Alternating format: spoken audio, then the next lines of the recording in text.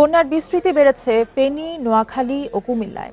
৩ জেলায় বন্যা কবলিত ৩৩ লাখের বেশি মানুষ। তলিয়ে গেছে রাস্তাঘাট, বাড়িঘর, ফসলি জমি। কুমিল্লায় ঢাকা-চট্টগ্রাম মহাসড়কে পানি ওঠায় ব্যাহত হচ্ছে যান চলাচল। পানির তীব্র স্রোতে ব্যাহত হচ্ছে উদ্ধার তৎপরতা। বিদ্যুৎ বিচ্ছিন্ন অবস্থায় বন্যা দুর্গত এলাকা। মুহুরী, কুহুয়া ও সিলোনিয়া নদীর বন্যা নিয়ন্ত্রণ বাঁধ ভেঙে পানি ঢুকেছে ফেনীতে। ফুলগাজী, পরশুরাম ও ছাগলনাইয়া উপজেলায় পানিবন্দী অবস্থায় ৩ লাখের বেশি মানুষ। পানির তীব্র স্রোতে ব্যাহত হচ্ছে উদ্ধার তৎপরতা। বিদ্যুৎ বিচ্ছিন্ন অবস্থায় বন্যা দুর্গত এলাকা। বন্ধ মোবাইল ফোনের নেটওয়ার্কও। মুহুরী নদীর পানি ও টানা বর্ষণে নোয়াখালীর ৯ উপজেলার ২৭ ইউনিয়নে বন্যা পরিস্থিতির অবনতি হয়েছে। পানিবন্দী ২০ লাখ মানুষ। ৩৮৮টি আশ্রয় কেন্দ্রে ৩৬,০০০ মানুষ আশ্রয় নিয়েছে। গঠন করা হয়েছে ৮৮টি মেডিকেল টিম। ১৭৫ মেট্রিক টন চাল বিতরণ করেছে প্রশাসন। এরকম পানি আর মাঝদি শহরে হয় নাই। এখন এই পানিবন্দী অবস্থায় আমরা আছি। প্রচুর পানি, আমরা খুব সমস্যার ভিতরে আছি। বাড়ি বসানো আবার পানি বেড়ে যাচ্ছে এবং আমাদের লোকজন সবাই আমরা যেটা পারছি শুকনো খাবার তাদেরকে দেওয়ার চেষ্টা করছি এবং আমাদের উপজেলা নির্বাহী অফিসার আমাদের এসেছিলেন, তারা সবসময় মাঠে কাজ করতেছে। অন্যান্য স্বেচ্ছাসেবক সংগঠন যারা আছে তারাও কিন্তু মাঠে আসছে, তাদেরকে আমরা আহ্বান জানিয়েছি। বন্যা পরিস্থিতির অবনতি হয়েছে কুমিল্লাতেও। গোমতী নদীর বাঁধের ১২টি জায়গায় ফাটল দেখা দিয়েছে। কাকরি ও মুহুরী নদীর পানিতে প্লাবিত ১৪ গ্রাম ও নাঙ্গলকোট। পানিবন্দী ১০ লাখ মানুষ।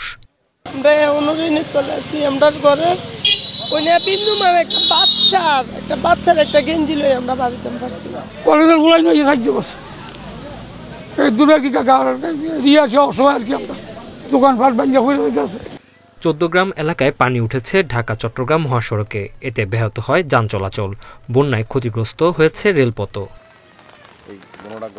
Tanzil Hasnat, Independent News. বন্যার কারণে ঢাকার সঙ্গে চট্টগ্রাম, কক্সবাজার ও সিলেটের সব রুটে ট্রেন চলাচল বন্ধ হয়ে গেছে। দুপুরে 12:30 থেকে রেল যোগাযোগ বন্ধের ঘোষণা দেয় রেলওয়ে কর্তৃপক্ষ। রেলওয়ে পূর্বাঞ্চলের বিভাগীয় ব্যবস্থাপক সাইফুল ইসলাম জানান, সকালে চট্টগ্রাম স্টেশন থেকে ঢাকাগামী সুবর্ণ এক্সপ্রেস এবং সিলেটগামী পাহাড়িকা এক্সপ্রেস ছেড়ে যায়, কিন্তু বন্যার কারণে এই দুটি ট্রেন গন্তব্যে পৌঁছাতে পারেনি। ফেনী থেকে ফাজিলপুর পর্যন্ত রেল লাইন পানিতে ডুবে গেছে। অনেক জায়গায় রেল সেতুর ওপর দিয়ে পানি ওঠায় নিরাপত্তা বিবেচনায় ট্রেন চলাচল বন্ধ রাখা হয়েছে বলেও জানান তিনি। এদিকে বন্যার পানি ওঠায় ঢাকা-চট্টগ্রাম মহাসড়কের ফেনীর লাল পোলে যান চলাচল বন্ধ রয়েছে। এছাড়া কুমিল্লার ঢাকা-চট্টগ্রাম মহাসড়কের ১৪ গ্রাম পৌরসভা ও সীমান্তবর্তী মহাসড়কে যান চলাচলে বিঘ্ন ঘটেছে। ফেনী কালিদহ সেকশনে রেল লাইন ওয়াশ আউট হওয়ার কারণে এই নির্দেশনা এসেছে এবং পরবর্তী নির্দেশ না দেওয়া পর্যন্ত এই ট্রেন চলাচল বন্ধ থাকবে। বন্যা পরিস্থিতি নিয়ে আরো জানাতে আমাদের সাথে নোয়াখালী থেকে যোগ দিচ্ছেন সহকর্মী আবু নাসের। আবু নাসের, নোয়াখালীর কোন কোন এলাকা সবচেয়ে বেশি ক্ষতিগ্রস্ত হয়েছে জানাবেন এবং উদ্ধার তৎপরতা কেমন দেখছেন?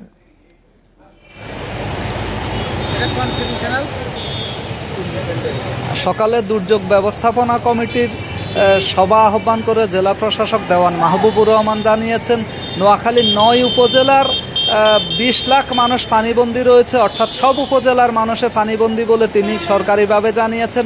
এখন একটু আগে আমরা দুর্যোগ ব্যবস্থাপনা কমিটির সূত্র থেকে জানতে পেরেছি যে সন্ধ্যা ৭টা নাগাদ নতুন যেই প্রতিবেদন তৈরি করা হচ্ছে সেখানে দুর্গত মানুষের সংখ্যা, পানিবন্দী মানুষের সংখ্যা এবং আশ্রিত মানুষের সংখ্যা আরও বাড়ছে বলে তারা জানিয়েছে। তবে সুনির্দিষ্ট তথ্য একটু পরে আমরা পাব। আমি এখন আছি নোয়াখালী জেলা শহরের সবচাইতে গুরুত্বপূর্ণ সড়ক জেলা জামে মসজিদ সড়কে। এই মসজিদের এখানে পাশের সড়কটিতে আমি যদি একটু দেখাই, হয়তো এত পানি গত ৫০ বছরও মানুষ দেখেননি। এবং প্রধান সড়ক, পাশে যে প্রধান সড়কটি রয়েছে এই সড়কে স্বাধীনতার পর কখনোই এত পানি উঠেনি। তো সবচাইতে বড় কথা হচ্ছে যে গ্রাম থেকে শুরু করে শহর পর্যন্ত অলিগলি, পথঘাট, বাড়িঘর সবকিছু পানির নিচে তলিয়ে গেছে। এখন সবচাইতে ক্ষতিগ্রস্ত কোন উপজেলা আপনি জানতে চেয়েছেন। আমি বিকেল থেকে দুপুরের পর থেকে বেগমগঞ্জ উপজেলার বিভিন্ন এলাকায় ঘুরেছি, বিশেষ করে একলাশপুরে যে দৃশ্য দেখেছি সেখানে শত শত মানুষ নৌকা যোগে আশ্রয়কেন্দ্রের দিকে আসছেন। বেগমগঞ্জ যেহেতু কোনো উপকূলীয় উপজেলা না, সেহেতু সেখানে ওই অর্থে কোনো ঘূর্ণিঝড় আশ্রয়কেন্দ্র সরকারিভাবে তৈরি করা হয়নি। কিন্তু মানুষ যে যার মতো করে যত শিক্ষা প্রতিষ্ঠান রয়েছে, যত মাদ্রাসা রয়েছে, যত মসজিদ রয়েছে এবং যত উঁচু ঘর রয়েছে, সবগুলোতে যে যার মতো করে আশ্রয় নিচ্ছে এবং তিল ধারণের জায়গা নেই।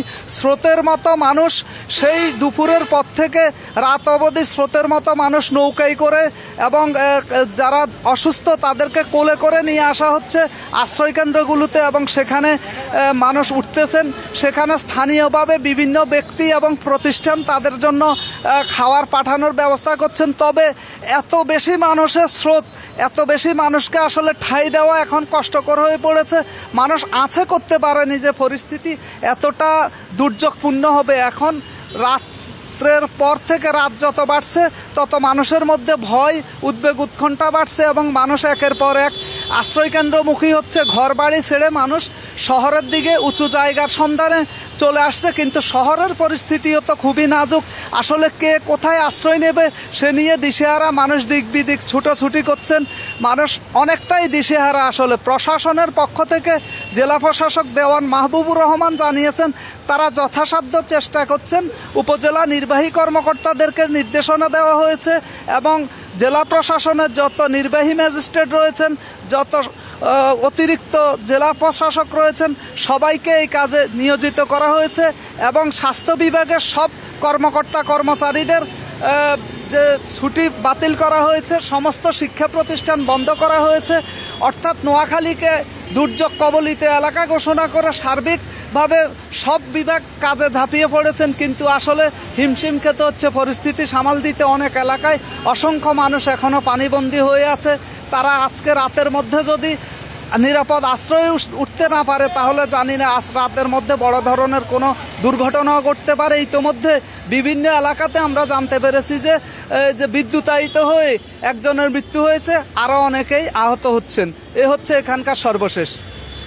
আবু নাসের, আপনি থাকবেন আমাদের সাথে, লক্ষ্মীপুরের খবর জানবো। আমাদের সহকর্মী আব্বাস হোসেন আছেন আমাদের সাথে। আব্বাস, আপনার কাছে একটু জানতে চাইবো যে লাখ লাখ মানুষ পানিবন্দী রয়েছে, আশ্রয় কেন্দ্রগুলো যে রয়েছে সেখানে কি আসলে পর্যাপ্ত ঠাঁই হচ্ছে মানুষের, এবং দুর্গত এলাকাগুলো থেকে আসলে মানুষ আশ্রয় কেন্দ্র পর্যন্ত পৌঁছাতে পারছে কিনা, এবং আশ্রয় কেন্দ্রগুলোতে ত্রাণ সরবরাহ হচ্ছে কিনা পর্যাপ্ত? যতই যাচ্ছে ততই কিন্তু আমাদের লক্ষ্মীপুরে যে বন্যার যে পরিস্থিতি সেটি আরো খারাপ হচ্ছে। এখন পর্যন্ত আমরা যে হিসাব পেয়েছি সেখানে 4.5 লাখের মতো মানুষ পানিবন্দী হয়ে পড়েছেন। তবে এখানে যে 185টি আশ্রয় কেন্দ্র প্রস্তুত রাখা হয়েছে এর মধ্যে এখন পর্যন্ত প্রায় 10,000 মানুষ কিন্তু তারা আশ্রয় আশ্রয় নিয়েছে। তবে প্রশাসনের পক্ষ থেকে যেটি জানানো হয়েছে যদি পানি আরো বাড়ে তাহলে কিন্তু এই আশ্রয় কেন্দ্রগুলোকে আরো মানুষের যে ভাড়ানো বা যারা আশ্রয় নেওয়ার কথা তাদেরকে আশ্রয় কেন্দ্র নিয়ে আসার জন্য প্রশাসনের পক্ষ থেকে উদ্যোগ নেওয়া হয়েছে। আমি এখন একটি আশ্রয় কেন্দ্র রয়েছে, অর্থাৎ এটি লক্ষ্মীপুর পৌরসভার শহরের যে আইডিয়াল কলেজ রয়েছে, এই কলেজে কিন্তু আমরা দেখেছি এখানে প্রায় অনেক পরিবার তারা আশ্রয় নিয়েছে, তাদের সন্তানদেরকে নিয়ে তারা এখানে এসেছে। যদিও তারা তাদের বাসা বাড়ি থেকে পানি উঠে যাওয়ার কারণে যে গরু, ছাগল, হাঁস, মুরগি নিয়ে আসতে পারে নাই।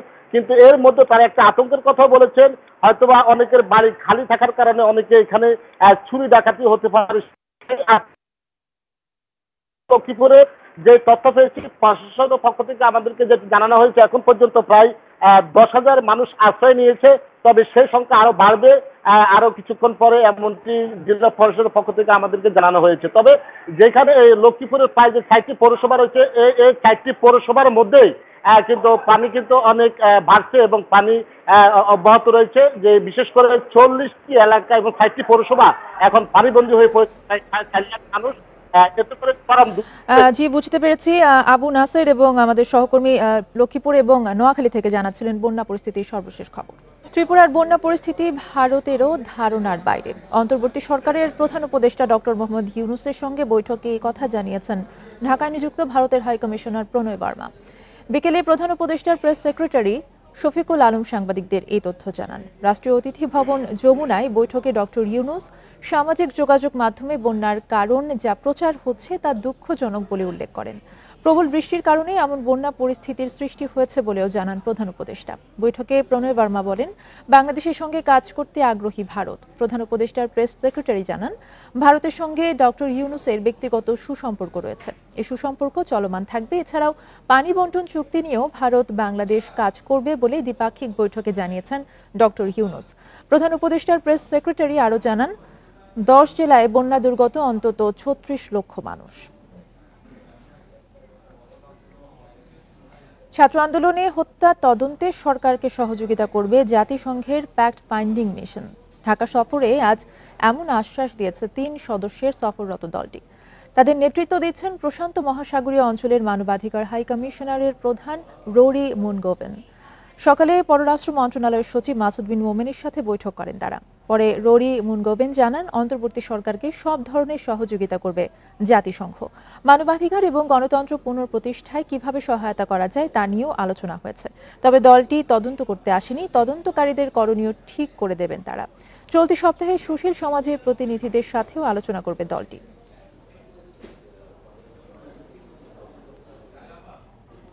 সাবেক প্রধানমন্ত্রী শেখ হাসিনার বিরুদ্ধে আশুলিয়া, মালিবাগ ও মোহাম্মদপুর থানায় আলাদা আরও 3টি মামলা নেওয়ার নির্দেশ দিয়েছেন আদালত। সাভারে পুলিশ বিজিবির গুলিতে শাইখ আশরাফুল ইয়ামিন, আলামিন এবং মেহেদি হাসান নিহতের ঘটনায় আশুলিয়া থানাকে মামলা নিতে বলা হয়। স্বজনদের আবেদনে শেখ হাসিনা, শেখ রেহানা, সজীব ওয়াজেদ জয়, 14 দলের সমন্বয়ক আমির হোসেন আমু, হাসানুল হক ইনু, রাশেদ খান মেনন, ছাত্রলীগ সভাপতি, সম্পাদক সহ 44 জনের নাম উল্লেখ করা হয়। অজ্ঞাত আসামি আরও 150 জন। গত 20 জুলাই মালিবাগে সাংবাদিক আমিনুল ইসলাম ইমন আহতের ঘটনায় শেখ হাসিনা সহ 16 জনের বিরুদ্ধে হত্যা চেষ্টা মামলা নিতে রমনা থানাকে নির্দেশ দিয়েছে আদালত। এছাড়া আদাবরে পথচারী শাহরিয়ার হত্যায় শেখ হাসিনা সহ 68 জনের বিরুদ্ধে মোহাম্মদপুর থানায় মামলা নিতে বলা হয়েছে। একাত্তর টেলিভিশনের চাকরিচ্যুত head of news Shakil Ahmed ও প্রিন্সিপাল করেসপন্ডেন্ট ফারজানা রূপার 4 দিনের রিমান্ড মঞ্জুর করেছে আদালত। বৃহস্পতিবার ঢাকার মেট্রোপলিটন ম্যাজিস্ট্রেট আহমদ হুমায়ুন কবিরের আদালত তাদের রিমান্ড মঞ্জুর করে। উত্তরা পূর্ব থানার একটি হত্যা মামলার গতকাল গ্রেফতার করা হয় শাকিল রূপা দম্পতিকে। বিমানবন্দর সূত্রে জানা যায়, টার্কিশ এয়ারলাইন্সের একটি উড়োজাহাজে ইস্তাম্বুল হয়ে ফ্রান্সের রাজধানী প্যারিসে যাওয়ার উদ্দেশ্যে বিমানবন্দরে গিয়েছিলেন শাকিল ও রূপা। ডিবির একটি দল বিমানবন্দরে গিয়ে জানায় তাদের বিরুদ্ধে রাজধানীর একটি থানায় মামলা আছে। পরে তাদের গ্রেফতার করা হয়।